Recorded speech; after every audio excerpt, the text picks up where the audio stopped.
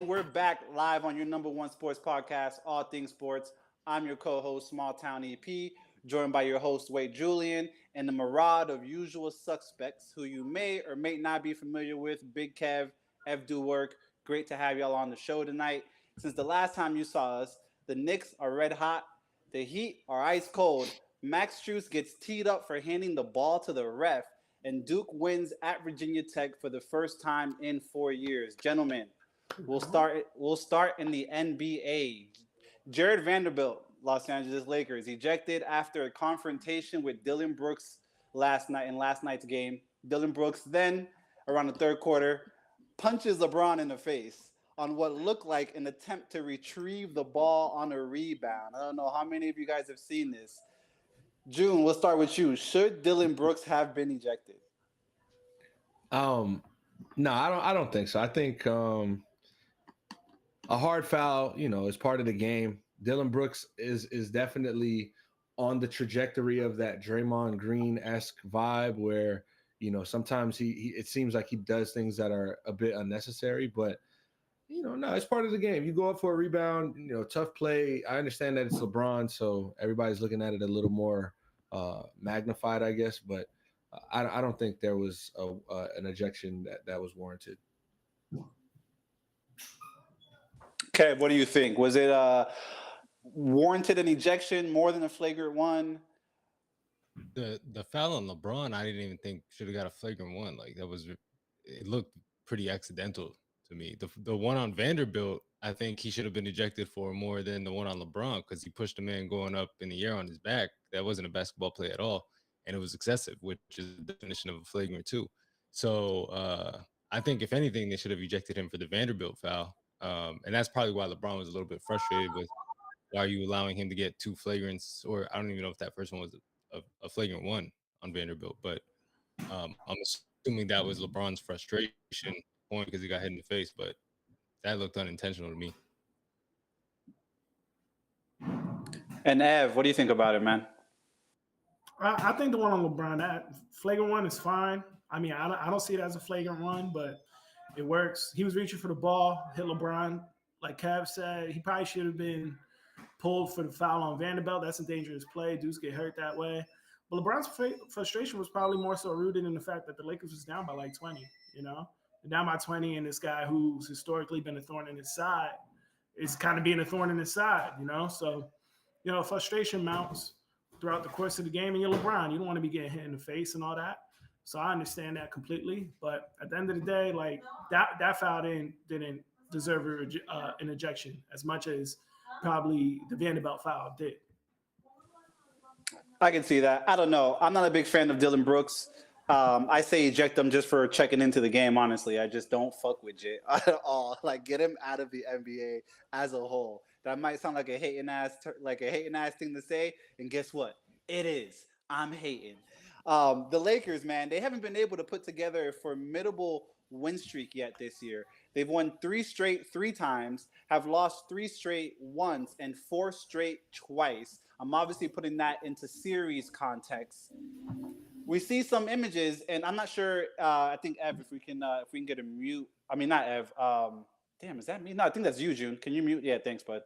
Um, we've seen footage of AD, better known as Street Clothes, on the bench, just kind of disconnected from Darvin Ham as he's instructing what to do on the next play, coming out of the timeout. He just looks very last days ago, not tapped into what is going on. Kev, is Darvin Ham to blame for the Lakers struggles right now?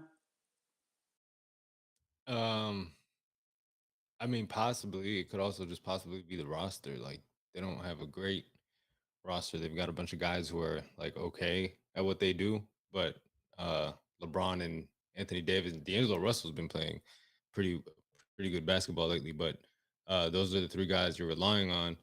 And as far as Darvin Ham, like he hasn't really proven to be a great coach just yet.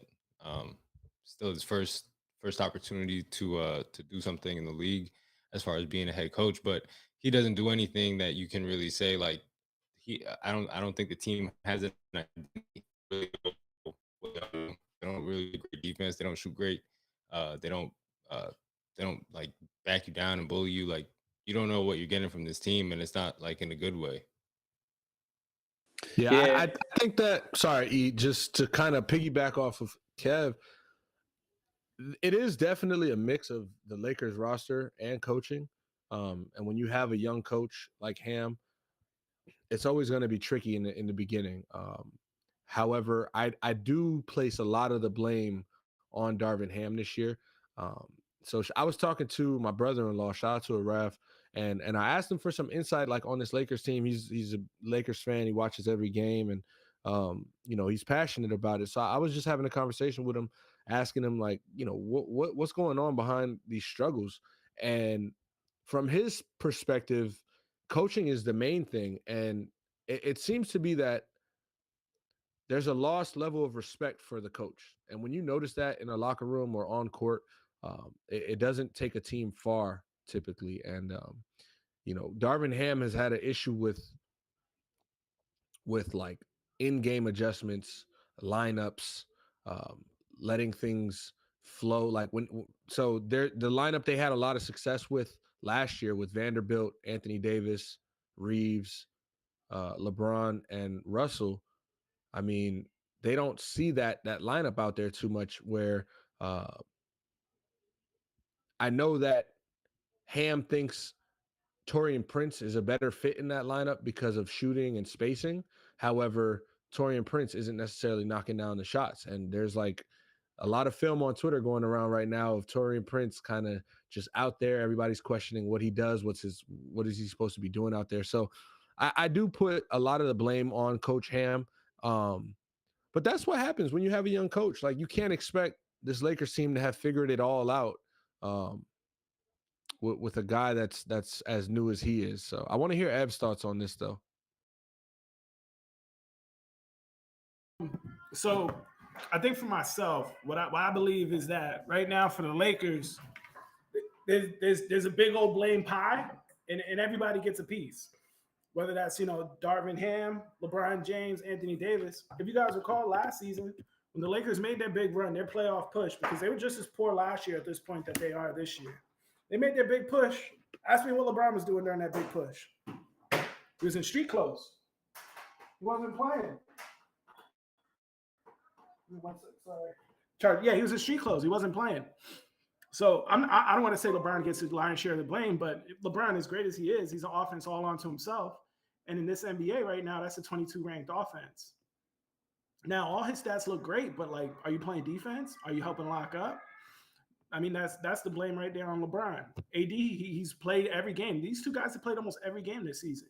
There's no excuse for them to be winning. I mean, not winning, So you can't put it all on Darvin Ham. Granted, he's been all over the place with the lineups, the rosters. I think they've had probably more starting lineups than other contending teams had throughout the course of the season. So it's kind of been all over the place. But blame pie goes out to everyone. Austin Reeves isn't playing as well as he did last year. The front office, the guys that they brought in, Jackson Hayes, Cam Reddish, Taurean Prince, like, what are those guys doing really? D'Lo just started to kind of get it going, and he's on a please don't trade me tear. He's only performing once his name came out in trade reports. So I mean, blame pie kind of goes, and then again, you play for the Los Angeles Lakers. That's a fishbowl, man. Like when things go wrong, they go wrong, and everyone knows because it's reporters know. Everyone's wearing boo-boo face. LeBron's got boo-boo face in the press conferences. Anthony Davis got boo-boo face on in the sidelines. So when you play in a fishbowl like the Los Angeles Lakers and you don't have an identity to bank on, as Kev said, what do they do? Do they back people down? Do they shoot threes? Do they, you know what I mean? They don't have an identity to bank on, and they're inside that fish tank that's the Los Angeles Lakers franchise. It's going to be hard to get wins when everybody's kind of feeling the pressure of that. I agree. The Lakers at 500, 24-24, fourth in the Pacific Division. If the playoffs were to start today, they would be in the play-in, in ninth place. 8 plays 9, if I'm not mistaken, right? So they would play the Pelicans, which 8 plays 7. 8 plays 7? Okay. 9 plays 10, yeah. Okay, 9 plays. Okay. If the playoffs were to start today, they would be in the play-in. You said 9 plays 10. They would play the Utah Jazz, which are also at 500 right now, 24-24. Are the Lakers one of those teams, June, that you may just not want to see towards the end, especially if they're in a do or die back against the wall play-in spot? Yeah, I mean, I'm gonna go with any LeBron team as a team you don't want to see in a do or die or a playoff type scenario, especially if he's gonna have his best at for best of 7 chance to win. Now, that doesn't say that this team specifically is a team that I'd be so confident with. However, we saw how they played in the in-season tournament. I feel like this Lakers team can turn it up, not necessarily when they have to, because I think their win-loss record would reflect that a little more. However, it's just one of those things with LeBron James. You gotta believe he has a chance. And no, if you're a high-seeded team, would you want to play LeBron in the first round of anything?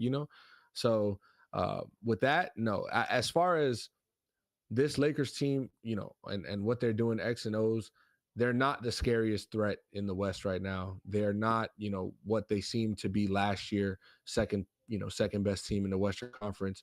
But again, like Ev said, they were around this same type of place last year at this time.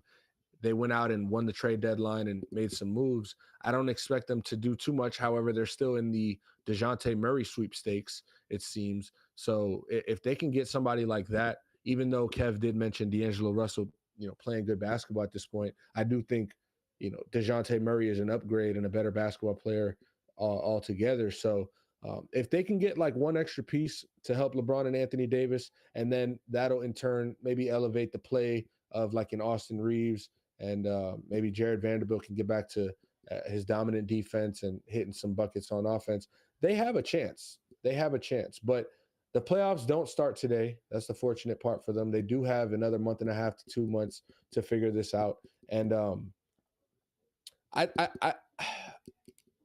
don't think this Lakers team figures it out and goes back to the Western Conference Finals, but I do think that they figure it out enough to earn themselves maybe a top 6 seed in the West and possibly win a first round matchup. Because if things stay at the top where they are in the West with Minnesota, OKC, teams like that, I like the Lakers' chance against a Minnesota or an OKC in 7 games. The lack of experience goes a very long way in the playoffs, and vice versa. So they'll have time to figure it out.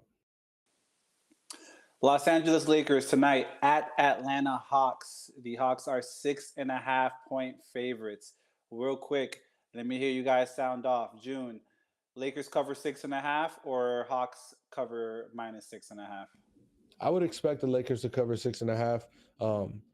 But this is also the DeJounte Murray letting them know, hey, I'd like to be a part of your playoff run. Come get me. I'm right here, like he did with Miami. And we went and opted for Terry Rozier, which I'm not upset about. But he did hit a game winner on UD night that left me a little salty. Kev, who you got tonight, Lakers or Hawks? I got the Lakers, but that line's fishy. But it is a back-to-back. The Lakers were just in Houston last night. Ev, who you got tonight, Lakers or Hawks? I mean, the line's fishy. Anthony Davis is ruled out today, so he's not playing. So that could be why the Hawks are favored. The Lakers should be able to cover, but I tell you what, I will take is the over, because Atlanta just lets everybody do whatever they want. Yeah. So whatever the over is, get that.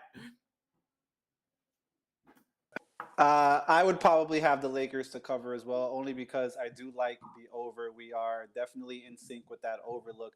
Want to take a quick trip over to the chat. Brill's in there. Love your takes right now, Ev. Telling you to let them know, Ev. And the fella, Nate Perk is in the building in the chat. So if you're tapped in right now with us live, we appreciate you. Thank you so much.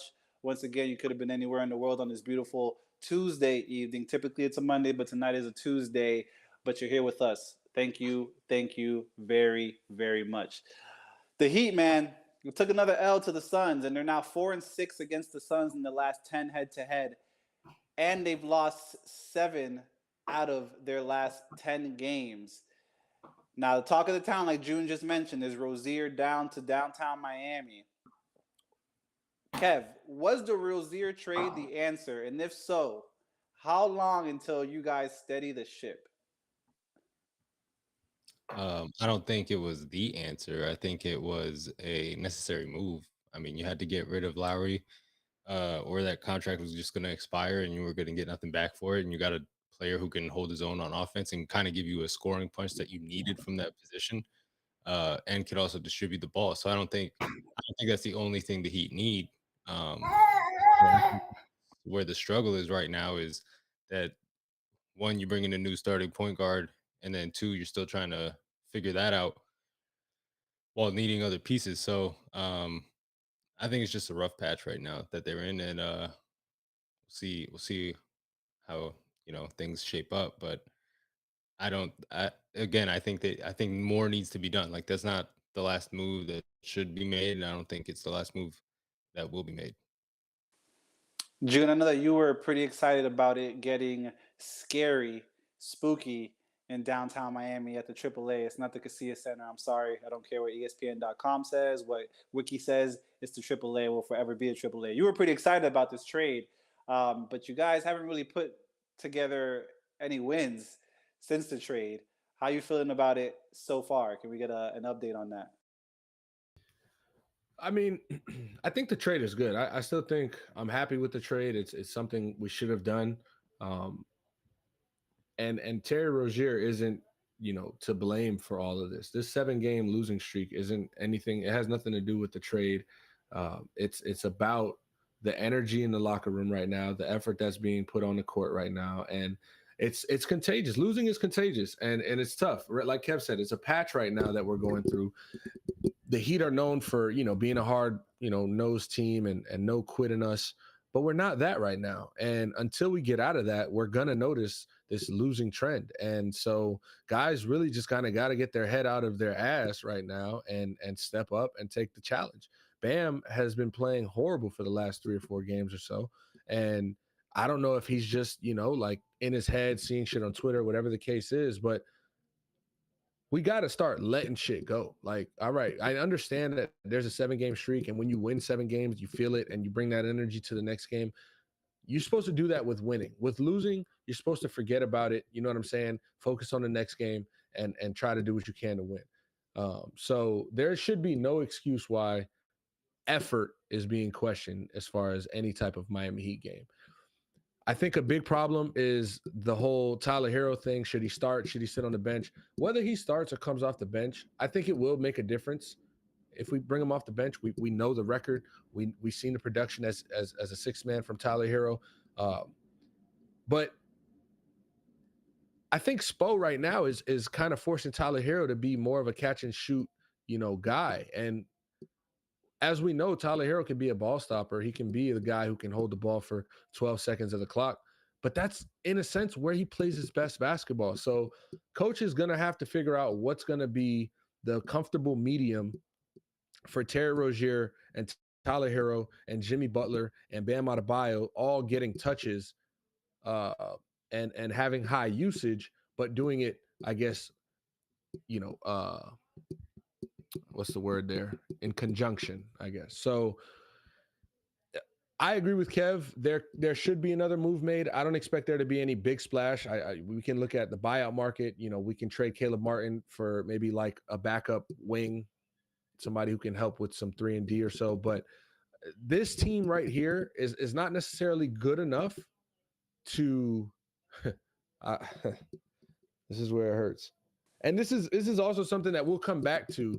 We'll come back to this in April, and we're gonna sound crazy because we make the playoffs, we win the first series, and it's like, oh shit, the team then turned up. They did it again. And so I've been a part of that too many times for me to want to say what I'm saying right now, but we're looking at it, right? We're looking at it. This team is not good enough, and something needs to be figured out. There was a team meeting today that was held. There was no practice. It was just film session. And things were said that needed to be said is what Caleb Martin quoted. So I'm going to trust the process in this one. I believe that Coach Spo is one of the best, if not the best coaches in the league. And right now he's kind of lost in the sauce. But him, like everybody else, will figure things out. We got Sacramento coming up at home tomorrow, and it's a big test right there, bro. It's a big test, and so we'll see what we're made of after a team meeting after losing 7 straight. If we have any guts left to be able to pull out a win. Team meeting won't fix the issues, but it will fix the effort. And I think that's the biggest thing is like there's been no effort. It hasn't looked like there's been effort, and that's the problem with them. And the part that sucks really is the piece. The answer uh would have been a power forward who's playing in Boston right now. That's probably the best guy that you can put to play alongside Bam. Bam, Jimmy went out. You asked Bam to carry this team offensively and defensively, and he carries the team defensively every night. And so you can't expect now, 3 months into the season, of him carrying this team on defense every single night and being beaten. I saw somebody, I don't remember who's, I can't credit them, but somebody on Twitter said that Spo doesn't have a system on defense. Bam is a system. That's the system. That's the best defender in the league. You can stretch him out wherever you want. You can put him down low to defend your best player. He's on the best player every night and performs. And so now I think we just see, well, he was missing layups, like gimmies, like last night. It was bad. Like he looked terrible. It's just And I mental, don't know, bro. and things like that. It's mental and it's just fatigue. And I think it's a little bit of both for him right now. Ev, I want to kick it over to you. June and Kev kind of alluded to there could be another move made before the trade deadline that I believe is in about a week or so, if I'm not mistaken.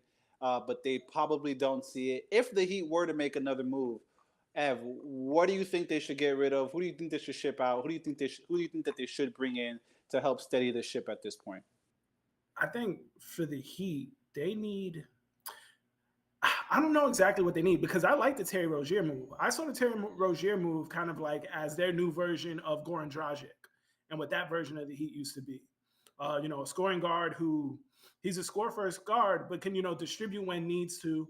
Kind of a little bit like, a not old and not fat Kyle Lowry used to be. You know what I mean? Someone who could do that. I think the main issue though is that the Heat it is such a fucking chore for them to put the ball in the basket. They have such a hard time scoring.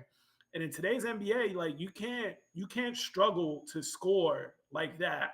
And then their best offensive lineups consist of Tyler Hero and Duncan Robinson. And then when you do that, now you got to play a zone on defense, and you're putting even more of a weight on Bam to then, to carry your defense. You're putting another weight on Jimmy when he decides he wants to play. I think there's a little bit of there's too much of a we'll get there when we get there in the playoffs. We all know the type of beast, the bear that the Heat become in the playoffs, but you don't want to end up in the playing game and then you got to try to score 130 points against Indiana in a playoff game, in a playing game. You don't want to end up resting on your laurels too much. So I think for them, they got to try to find some sort of scoring boost, whether it be off the bench or even considering moving Tyler Hero to the bench to be like, you know what, you're the sixth man. The offense is absolutely yours the second you come in this game. You could dribble, you could do everything that you need to, but please manufacture us some buckets because that's where the Heat are struggling the most.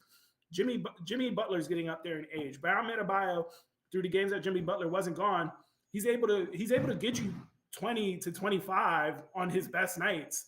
But where are those nights when you need him to get 30 to 35? Those are few and far between. So with the Heat, they need a big time scoring punch somehow, whether it's moving Tyler Hero to the bench and giving him a little bit more of creation opportunity or going to find somebody in the trade market. I want to kick it over to the chat real quick. Brill's in there making fun of y'all, saying, damn, y'all having team meetings. Laugh my ass off. Like powwows. Speaking of the chat, I know I mentioned Nate Perk was in there. Nate Perk was in there earlier. He posed a question in the group chat earlier, so I actually want to kick this over. Before we get to that question, I just want to address Brill because I don't know if Brill's ever played organized sports before or ever, ever. I don't even know if he's athletic, but as far as I'm concerned, when you play a season, right, whether it's football and there's 12 games or basketball, and there's 20 games, shit doesn't always go your way. And as a Knicks fan, bro, you should know that. Things are going your way right now. We're going to talk about it. We have that coming up in the lineup, so stay tuned. You should share this out to Twitter, so let the Knicks fans know that we're about to start talking about the Knicks in a second. But yeah, you know, when you're going through a rough patch, tell them I'm speaking, bro. Yeah, let them know Ev's about to come with that heat. But when you're going through a rough patch, it's only the mature thing to do to come together as a team, as an organization. You know, as a leader, somebody has to pull the group together and talk about what's going on. And so whether, you know, it's funny now, again, I'll hit you with the laugh now, cry later thing. We've spoken about it. And it's nothing for me to be proud of as a Heat fan to sit here and say, okay, yeah, well, you know, in the playoffs, we're going to do good. We're not going to do good in the regular season. Hell, I wish we played better in the regular season. Fact of the matter is we haven't for the past 2 seasons. I expect us to pick things up shortly. But I'll leave it at this. Y'all are 13-2 in the last 15 or so. We're losing 7 straight. Y'all won 7 straight. It's the end of January. We'll just see, you know what I'm saying, who's there when shit hits the fan and it gets real. That's all I'm going to say. Shout out to the Knicks, though. Big shout out to the Knicks. June, what do you say as a Heat fan? And I'm going to kick this over to Kev in a second as well. Not Ev, because Ev's our resident Knicks fan, and we'll get to the Knicks in a second. But June, what do you say to everyone that's saying Heat culture has since left once LeBron left South Beach or downtown? I'm not going to entertain this conversation. We talked about this in the group chat, and Nate is being ignorant, and I please hope he stops using these harassment comments in my YouTube section. Please, next. No, Kev, you're not answering that. It's totally false. The Heat culture is still well alive. Like, shut up, Nate. Just made the finals. Literally. Just we're not going to acknowledge the. Don't acknowledge it, Kev. I just said that. Go ahead. On with the show. I love it. Don't acknowledge. I've heard it outside of the chat as well. I think it's also nonsense. The culture is the culture. It's why the term is alive and well. That's why LeBron is LeBron.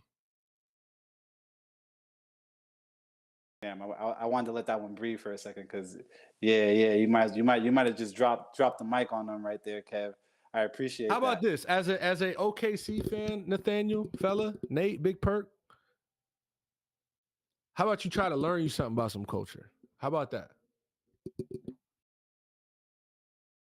Brill's in the chat clarifying what he was saying.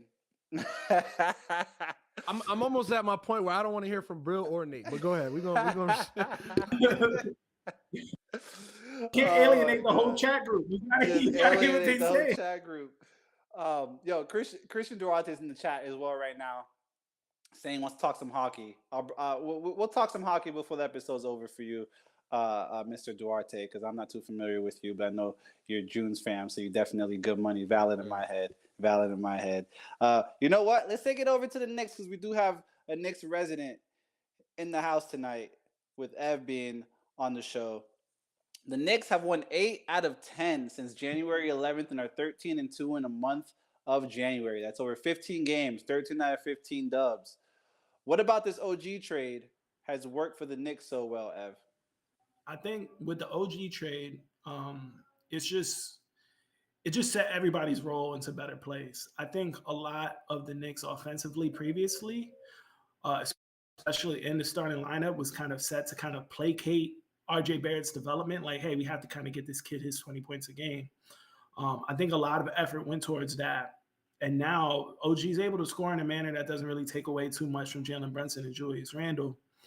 And the defense is just a stark contrast. The Knicks are the best defense in the NBA since this trade by a wide margin, by like a really wide margin. Teams are having a hard time scoring 100.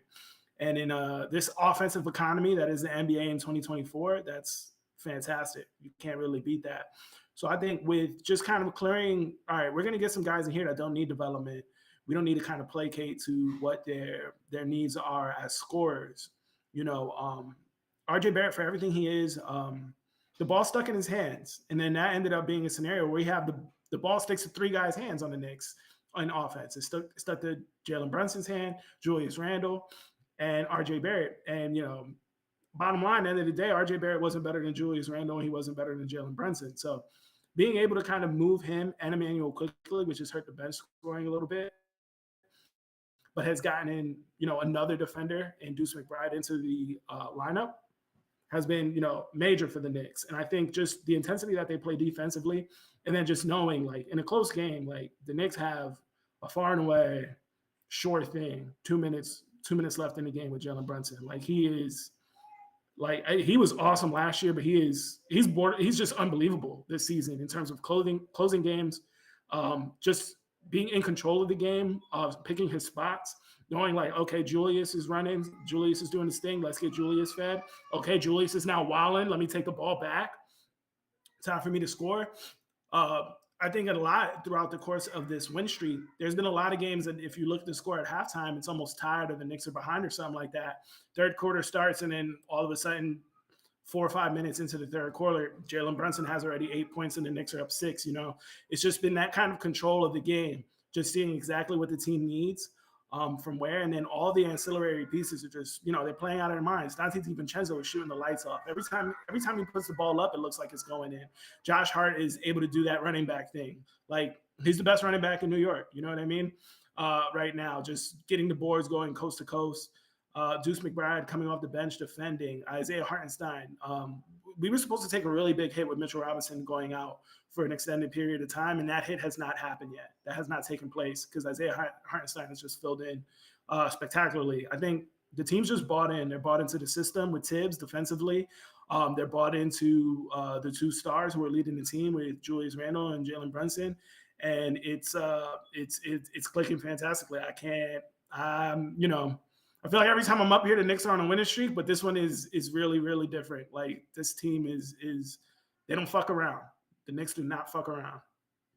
So, Ev, I got a follow-up question there, and I appreciate you breaking all that down because, yeah, it's been a crazy time for you guys right now. Like, winning in this manner, as comfortable as you guys have been winning, as much as you guys have been winning, it's something nice to see. But there's a couple things that I want to address. So there's 2 narratives that are being pushed right now. One I agree with, and one that I can't see it yet. And I'm not hating, but I would like to see what your thoughts are as a Knicks fan, with a little bit of bias. And I know you also have the realness to you. So the first narrative is that Jalen Brunson is going to be in the MVP conversation by the end of the season. I think you can already start putting him in that MVP conversation as far as what he's been doing for the last, I guess, month. As far as how he's upped the play since RJ Barrett and Quickly have gone. That's one of the narratives, and I agree with it. But the other one is I'm hearing OG Anunoby, right? This is, again, a guy who played for Toronto. So much like you guys, Heat fans don't really care for the Raptors. Knicks fans hate the Raptors. And shout out Lonray. Raptors is crazy. OG Anunoby was a guy that when he was in trade talks last year, it was like, is he going to move the needle that much? Is he worth what we think he's worth? And since being traded, it's obvious that OG Anunoby is somebody who was worth whatever you gave up for him, because he does move the needle for a team on both ends of the court, however, more so defensively. And you guys have seemed to have found that anchor on defense. I actually have one more question for you. Now, the question here is OG Anunoby a baby Kawhi for real, or are we just hearing some shit? Because it's getting to me that we never heard this type of talk, and we didn't see him play as well as he did, but he's only done it for a few weeks now. Clear that up. So it's mostly propaganda, which is fine. We're excited right now.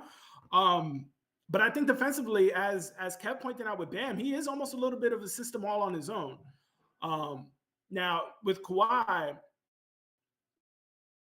you got to talk. You're talking a whole different level of offensive game. Just Kawhi is very cerebral in the way he plays. No wasted movements. He's able to get his shot get to his spot in less than 1 or 2 dribbles.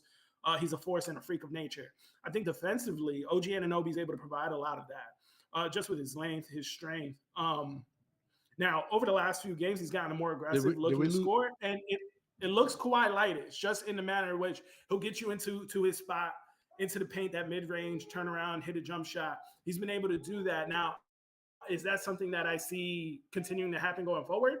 Maybe. I mean, all bets are off. You know, I when OG was in Toronto, I was an active hater just because I knew he was always in the trade rumors, and if the Knicks were going to trade him, it was going to be to trade my guys, you know? So I would always, anytime I could discredit OG back when he was in the Raptors, I'd fucking do it, right? But now, in the Knicks uniform, and just, playing in the Garden, the Knicks have been on 2 very long homestands because they played the least home games coming into January 1st. So they've been on 2 long homestands.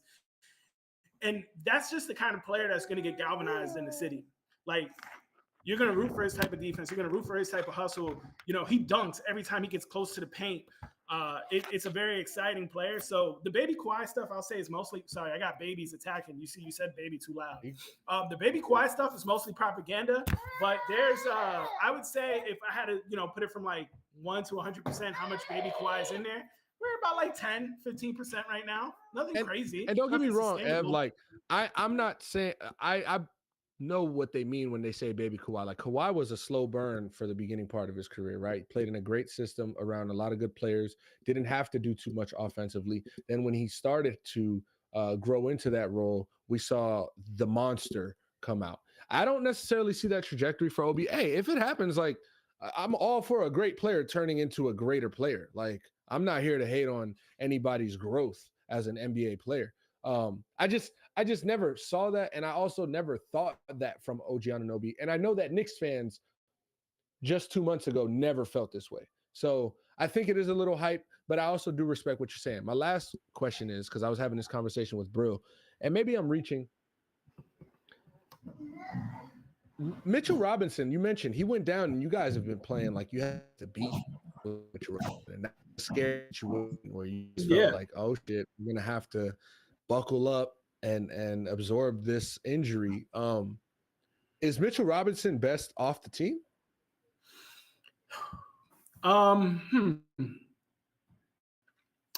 So to say that, we would have to then speak to what's really good about Isaiah Hartenstein, because the Knicks are only doing well in his absence because of Isaiah Hartenstein.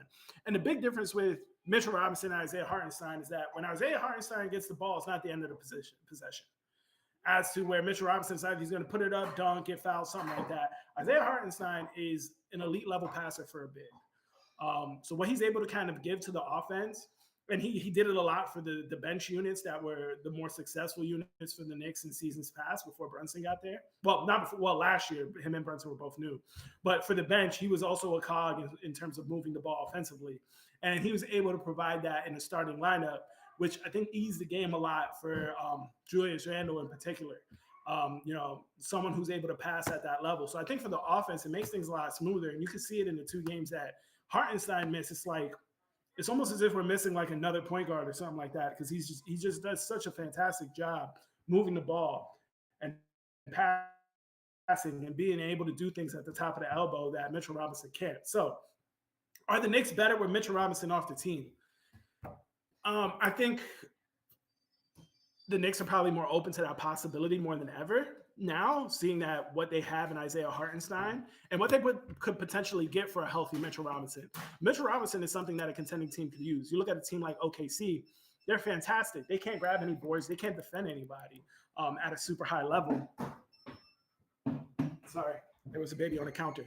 I think, good, man. Yeah, so I think someone like Mitchell Robinson on another team, you may be able to, get back a lot of, valuable assets if you're to come off of someone off of Mitchell Robinson. But, I'm an emotional dude, and I'm going to just say, the Knicks got to ship that man away. Isaiah Hartenstein. And I say it with respect. Like, I asked the question respectfully. I know what Mitchell Robinson did in the beginning of the season was big time for you guys, and what he's done throughout his Knicks career has been, pretty positive. But I'm just saying, bro, I see, the move you guys made, it's been trending upward, and to kind of put something back into it when it wasn't as good, it's just you're gonna play with fire a little bit there. But it's something you have to experiment because you can't give up on a guy like Mitchell Robinson by any means. He can add to this team. He's a great defender, and he can just be that extra. What you didn't have a month ago, you have now. But a part of me just feels like things flow much better, and the team is just ever since the three amigos, Quickly, RJ, and Mitchell Robinson stopped playing for this team. Shit's been good. So that's just my thoughts. Yeah, and a lot of people were critical because of IQ's kind of standout performances, 50-point games, controlling the offense, dropping buckets when he needs to drop. I mean, I would say that a lot of the public wasn't really for the OG trade because you guys had to get rid of IQ. But like June was saying, it's been working out, and I mean, what else can you say when the Knicks they covered 9 points yesterday. Tonight they are hosting the Utah Jazz. They're a 3.5-point favorite. Ev, do Knicks cover 3.5, or does Utah pull a sneaky backdoor cover? So OG's out of the lineup today, so it's gonna be Brunson and the rest of the gang. I'm not sure how much I'm not sure. I'm not very confident, but at this point, like I just feel like the Knicks could be whoever they line up against. I thought they'd struggle a little bit yesterday. Granted, it is the Hornets without OG and Randall in the lineup. They're going to be without OG and Randall tonight. The Jazz are tough. They're a very quirky team. They got a bunch of guards and Larry Markkinen, and they just play really well. But the Knicks should be able to cover the 3.5 minus. I just feel like Jalen Brunson's just on another stratosphere right now in terms of winning and being able to win games for his team. Speaking of the Hornets, the team that Terry Rozier just came from to settle and make home in downtown Miami, he did make some comments about how losing is in the DNA of Charlotte. People are just comfortable losing up there, and it's absolutely not like that in Miami. I did forget to double back on this, but I'm going to double back on it now. The Heat do host the Sacramento Kings tomorrow, as you, I think June mentioned briefly. 1.5-point favorites at home. June, you guys pull the win off tomorrow? Listen, like I said, losing is contagious, and I'm not gonna be the reason. I'm not gonna feed into that negativity. I do think we win tomorrow against Sacramento. Tomorrow has to be the day we right the ship. Kendrick Perkins is on ESPN talking about the Heat needing to trade Jimmy Butler. Like, this is where we've come to. So I hope he fucking sees that video and comes out and they just put their head down. Until they win a game, I don't want to talk about them too much. We've talked about them enough. I just need to start seeing results. Kev, big game tomorrow? I mean, it's a game in January. It feels bigger than it should because you just want to see some sort of fight out of the team. But I mean, Terry Rozier is not wrong. Like, they have as many playoff appearances since that franchise came into the league as the Heat have championships, and the four of us sitting here have combined for the same number of playoff series wins as the Hornets, who formerly the Bobcats. So yeah, I would say that he's and we saw it last night, by the way. Like, we clearly saw three dudes cracking up while their coach was getting ejected down 25 on the bench. So losing seems very much the culture in Charlotte. Shout out to the Bobcats. Shout out to Adam Morrison, man. Yo, formerly known as the I heard he got a Bobcats. bunker. I heard he has a whole survival bunker that he lives in. Yo, formerly known as the Bobcats just sounds super shady. Yo, I want to kick it over to the chat again real quick. Bro's still in there, steady. I guess the Knicks game hasn't really started completely yet. Christian Duarte, June, is saying that the Knicks always choke in the playoffs. So respectfully, coming from a Heat fan, it doesn't matter. And Bro's saying that you're removing the context of the trade happening. We have no clue what Mitch would look like with this crew. We know what it looks like now, and it looks good. Yeah, and that's I was. We had this conversation, Brill and I, but I did remove the context purposely because we haven't seen it. But I'm talking about what we are, and if we're expecting, you know what I'm saying, like. it's hypothetical, bro. Obviously, you know what I'm saying. I'm not telling you that they're going to be better or worse. I'm wondering from what we see right now, how do we see it mesh? And of course, you can say, well, if you put him back in the lineup and he just does exactly what he was doing before, that's neither here nor there. But I rest my case. I wasn't trying to rattle any feathers, but shout out to Christian. He knows the vibes. That's a real one. And bro's also saying that Ev is on point as always. Let's talk about this MVP. That's why he's here. It is part of the ATS family. Let's talk about this MVP race. A lot of people you could bring up in this conversation. You got Joel Embiid, who can't miss too many more games. I personally don't think that he wants the MVP this year, but hey, neither here nor there. Joel Embiid, MVP conversation. Luka Doncic, as always, my man is doing what he does down in Dallas. My front runner personally, Canadian man that plays in Oklahoma City by the name of SGA, Shai Gilgeous-Alexander. June, who are your front runners for the MVP right now? So I think Embiid is the MVP of the league if he plays or if he doesn't miss more than 5 more games. Like he's averaging 35 or 36 a game. Shit is crazy what he's doing offensively night in and night out. You can't stop him. I think the front runner right now is the baby that's climbing on the window though. Like that's pretty impressive if you ask me. That's Spider Girl over there. But now in all seriousness, my MVP right now would be Nikola Jokic. I think what he does and how he equates his game night in and night out to winning basketball, and none of his possessions, none of his nights go. It's nothing empty about Nikola Jokic, like he's not just stat padding out there. He's contributing to wins. He makes all of his teammates better, and his team is one of the best teams in the league, if not the best team in the league. Obviously not by record, but just matchup wise, and when you got to see them. Yes, I know the Knicks blew them out. Brill, you don't have to comment. I saw it, but I'm just messing with you. But yeah, I'm gonna go with Nikola Jokic. You averaging over 30 and like 11 and north of 8 or 9 assists. It's crazy. What Embiid is doing is amazing. However, yeah, I just don't think he's not going to miss more than 5 games for the rest of the year. Yeah, I think that this injury that he has is real, and regardless of what the Nuggets head coach wants to say about formalities and rules, and it's amazing how a player goes from active to questionable to out within an hour of game time. It's true that the NBA will investigate. Listen, I also don't see him playing tonight, because if he plays tonight, why were you out yesterday? What was the injury that we're talking about? But neither here nor there. We'll get back to this MVP conversation. Kev, who do you have in your MVP frontrunner conversation right now? June said it's Embiid if he doesn't miss the whatever next 5 games. It seems like he gets 30 was a fifth, we'd always be drunk.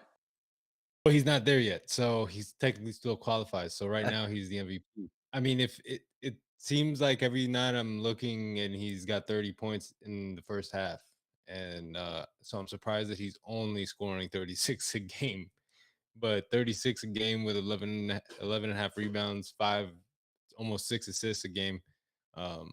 Yeah, I mean, it's got to be Embiid right now. Once he does miss the next 5 games that he misses, though, I do like Shai. I just don't think they'll give it to him because he's young. So I think they'll probably give it to somebody else, like a Giannis, or I think Tatum's having a great year, and that team has been consistent all year too. So I think he deserves some love in the MVP race. What about you, Ev? Who you got in your MVP race right now? I think for me, if Embiid goes ahead and gets disqualified, I think his knee issue is a real issue, because outside of just the game that he missed against the Nuggets, he's missed a few more games, I think 2 weeks back.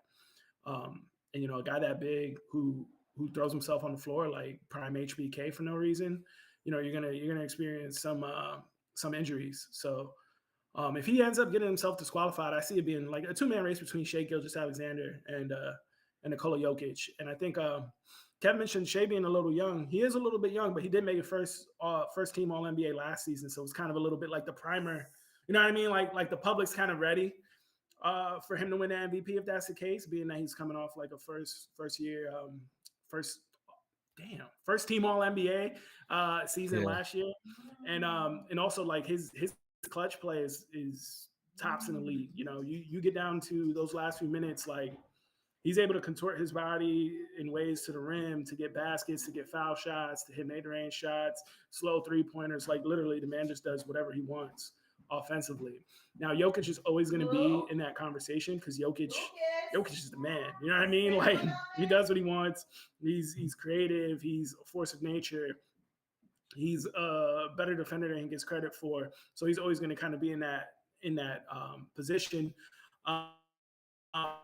But, you know, I think with how exciting OKC has been this year and them being able to secure a 1 seed, having not made the playoffs previously, I think, you know, these awards end up becoming narrative based and narrative driven.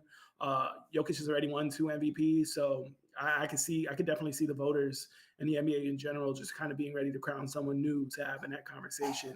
And Shai Gilgeous-Alexander is a perfect candidate for that. Just I think Jalen Williams is probably the most improved player. Though I know they don't like to give it to second-year guys, but I think he's been phenomenal all year. Especially like F said in the clutch, they tend to go to Jalen Williams sometimes without Shai even touching the ball. Yeah, and so Jalen Williams is a monster. I believe he leads the league in clutch field goal percentage at like something crazy, like 80% shooting in clutch time or something. So. Real quick, before we switch sports, Shai Gilgeous, 25 years old right now. In our era of basketball, 2010, 2011, Derrick Rose is 22 when they gave him the MVP. Well, when he won the MVP, I shouldn't disrespect him like that. When he won the MVP in 2010, 2011, he was 22 years old. In our era of basketball, after that, it'd be Giannis in 2018, 2019 when he was 24, LeBron in 08, 09 when he was 24. I mean, he's young.